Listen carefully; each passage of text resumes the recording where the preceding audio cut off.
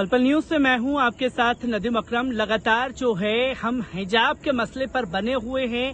अमूमन हिजाब को लेकर के तमाम अपडेट जो है मैं स्टूडियो से आप लोगों के सामने रखता हूं, पर आज यूपी के दौरे पर हूं। मदरसों में किस तरीके की तालीम दी जाती है उसको जानने की कोशिश कर रहा हूं, क्योंकि एक प्रोपागेंडा देश में मदरसों को लेकर के चल रहा है, तो उसकी सच्चाई भी मदरसे की सामने आनी चाहिए। और एक प्रोपागेंडा हिजाब को लेकर के चल रहा है, जहां साफ तौर पर सुप्रीम कोर्ट में आज 9वें दिन भी जो है उसकी दलीलें पूरी रख ली गई है। क्योंकि कर्नाटक सरकार, क्योंकि कल ही जो है 8वें दिन मुस्लिम पक्षकारों की तरफ से तमाम दलीलें रख दी गई थी, जिसमें प्रशांत भूषण ने अपनी दलीलें रखी, कपिल सिब्बल ने अपनी दलीलें रखी, सलमान खुर्शीद हो चाहे देवदत्त कमात हो, तमाम लोगों ने अपनी दलीलें रखी। पर कर्नाटक सरकार की तरफ से दलीलें रखी जा रही थी, जहां 2 सवाल कर्नाटक सरकार की तरफ से रखे गए कि साहब हिजाब का मसला जो है बच्चियों ने इसलिए उछाला क्योंकि पॉपुलर फ्रंट ऑफ इंडिया की भूमिका उसमें जुड़ी हुई थी, जो कि सबूत के तौर पर पेश नहीं कर पाए। सुप्रीम कोर्ट ने जब दस्तावेज मांगे कि आप दिखाइए, वो दस्तावेज नहीं दे पाए। दूसरा, आज सुप्रीम कोर्ट ने एक सवाल और दागा खास तौर पर कर्नाटक सरकार के वकील से, जहां उनसे सवाल पूछा कि आप ये बताएं कि अगर कोई अपने सिर पर ढकता है, क्योंकि सुप्रीम कोर्ट ने साफ तौर पर कहा है कोई अपना सिर ढके तो इसमें पब्लिक ऑर्डर और सामाजिक एकता का उल्लंघन कैसे है, जिसका जवाब मांगा गया है सुप्रीम कोर्ट द्वारा कर्नाटक सरकार के द्वारा। क्योंकि ये कहा गया पहले कर्नाटक हाईकोर्ट के द्वारा कि साहब कुरान शरीफ में नहीं लिखा हुआ। जब ये दलीलें तमाम वकीलों ने, खासतौर पर सलमान खुर्शीद ने जब रख दिया कि कुरान शरीफ में कहा गया है हिजाब का कहीं जिक्र है, सिर ढकने के बारे में बताया गया है, वही मुस्लिम पक्षकारों की तरफ से सवाल था कि साहब अगर कोई हिजाब के जरिए अपने सर को ढक रहा है तो उसमें सामाजिक उल्लंघन कैसे है। आज वही मुस्लिम पक्षकारों का सवाल जो है दागा है सुप्रीम कोर्ट ने, किस तरीके से दलीलें चली हैं, एक बार इस पर नजर डालें।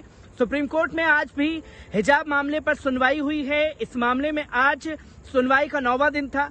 जस्टिस हेमंत गुप्ता और जस्टिस सुधांशु धूलिया की बेंच सुनवाई कर रही है। कर्नाटक सरकार के एडवोकेट जनरल नीके नवगी ने कोर्ट में बहस की। जस्टिस गुप्ता ने कर्नाटक सरकार से कहा कि हमें हिजाब मामले में साजिश संबंधी चार्जशीट और सर्कुलर कन्नड़ से अनुवाद कर दीजिए। एडवोकेट जनरल ने कहा कि अनुवाद चल रहा है, आज हो जाएगा तो दाखिल कर देंगे। जहां ये सबूत पेश करने की बात हुई क्योंकि ये कहा गया कल कर्नाटक हाईकोर्ट में जो कर्नाटक सरकार की तरफ से एडवोकेट थे, उन्होंने कहा कि साहब पॉपुलर फ्रंट ऑफ इंडिया की इसमें भूमिका थी। सुप्रीम कोर्ट ने दस्तावेज मांगे, जो कि दस्तावेज वो पेश नहीं कर पाए। इसके बाद हिजाब मामले पर कर्नाटक के एजी पीके नवगी ने कहा कि हिजाब पहनना एक धार्मिक प्रथा है। यह संभव है जैसा कि कुरान में कहा गया है। धर्म से जुड़ी हर सांस्कृतिक गतिविधि एक आवश्यक धार्मिक अभ्यास नहीं हो सकती। जस्टिस गुप्ता ने कहा कि उनकी दलील है कि कुरान में जो कुछ कहा गया है वह ईश्वर का वचन है और अनिवार्य है। जहां खुद जस्टिस गुप्ता ने, हेमंत गुप्ता ने साफ तौर पर कहा कि कुरान शरीफ में लिखा गया है कि हिजाब आप पहन सकते हैं, तो दिक्कत आपको किस बात से है। जिस पर कर्नाटक सरकार के वकील ने कहा कि हम कुरान के विशेषज्ञ नहीं हैं, लेकिन कुरान का हर शब्द धार्मिक हो सकता है लेकिन अनिवार्य नहीं। गौ हत्या पर कुरैशी का फैसला है, जिसमें बकरी ईद पर गौ हत्या करना एक आवश्यक प्रथा नहीं है। सिर्फ इसलिए कि कुरान में कुछ उल्लेख किया गया है ये जरूरी नहीं हो सकता। अब गौ हत्या को लेकर के तमाम दलीलें रख दी गई। मामला चल रहा था हिजाब को लेकर के, जब हिजाब पर कर्नाटक सरकार ने ये फैसला दे दिया कि साहब आपके कुरान शरीफ में नहीं लिखा गया, इसलिए हम हिजाब को स्कूल में पहनने पर बैन लगाते हैं। जो कि हिजाब बैन का मामला सुप्रीम कोर्ट में आया। जब ये सुप्रीम कोर्ट में साबित हो गया कि कुरान शरीफ में किस जगह पर क्या लिखा गया है, तमाम चीजें रख दी, तो अब नया मसला जो है कर्नाटक सरकार के वकील की तरफ से रखा गया, साहब कुरान शरीफ में तो गौ हत्या का भी कहा गया है।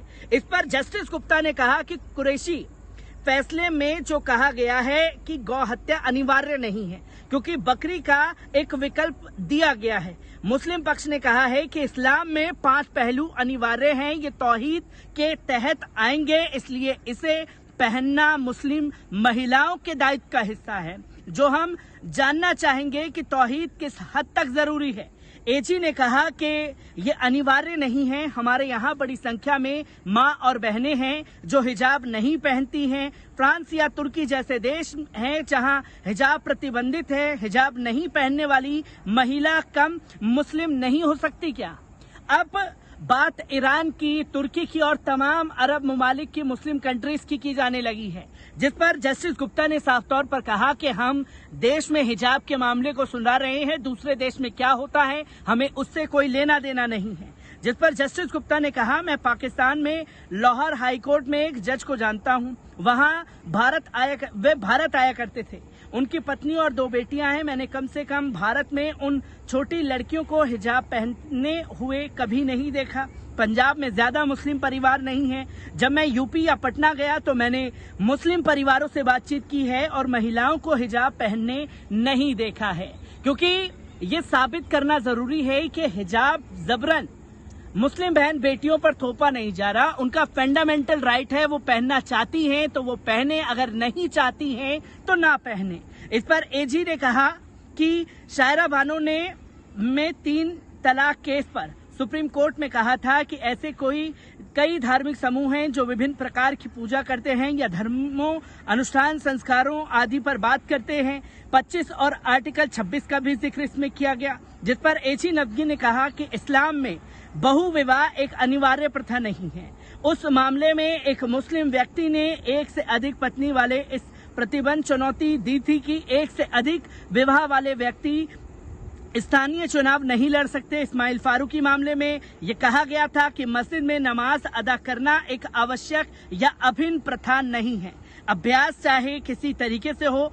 जिस पर जस्टिस गुप्ता ने जो दलीलें रखी, क्योंकि यहाँ मुस्लिम कई शादी कर सकते हैं, तमाम दलीलें दी जाने लगी। जब हिजाब मामले पर जो आर्ग्यूमेंट थी, उस आर्ग्यूमेंट को भटकाने की कोशिश की तो जस्टिस गुप्ता ने कहा कि ये सही नहीं हो सकता कि मुस्लिम पक्ष ने भी हवाला दिया है। एजी नदवी ने कहा कि इसमें कोई दलील नहीं है कि यह धर्म के लिए मौलिक है। दूसरी कसौटी ये है कि धर्म का पालन न करने से धर्म के स्वरूप में परिवर्तन करने की प्रथा बदल जाएगी। उदाहरण के लिए कई महिलाएं हिजाब नहीं पहनती हैं। फ्रांस या तुर्की जैसे तमाम देशों का जिक्र किया गया, जिसमें ड्रेस कोड का भी जो कर्नाटक सरकार के वकील थे, उन्होंने लिखा कि नियम रूल 11 के तहत मिला है, जो किसी संस्थान को ड्रेस निर्धारित करने का अधिकार देता है। इसलिए क्या रूल 11 अनुच्छेद 19 के तहत व्याख्या की जानी चाहिए। यदि कोई छात्र गलत ड्रेस पहनता है और शिक्षक उसे स्कूल से वापस भेज देता है तो क्या छात्र अदालत जाकर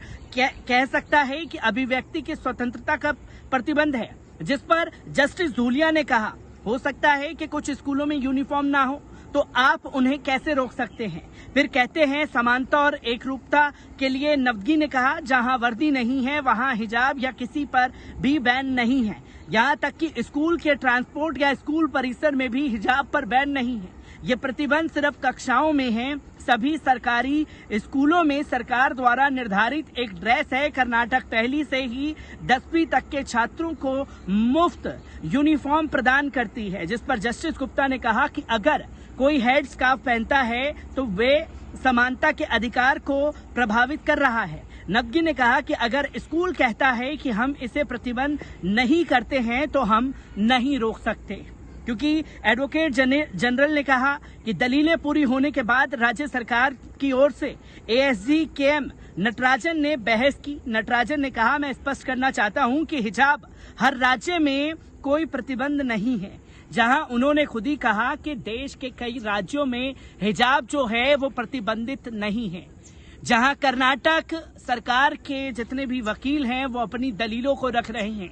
2 सबूत सुप्रीम कोर्ट ने मांगे कि आपने कहा कि पॉपुलर फ्रंट ऑफ इंडिया का इसमें हाथ हो सकता है, वो सबूत दिखाइए कि क्या बच्चियों को बरगलाने की कोशिश की गई, वो सबूत नहीं पेश कर पाए। अब दूसरी दलील जो रखी है वो हिजाब से हटा करके गौ हत्या के मामले में छोड़ने की कोशिश की है।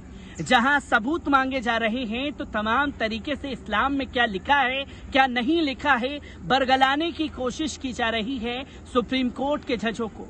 और हर एक दलील आप लोगों के सामने सुप्रीम कोर्ट की यूं ही साझा करता रहूंगा। दीजिए इजाजत, शुक्रिया।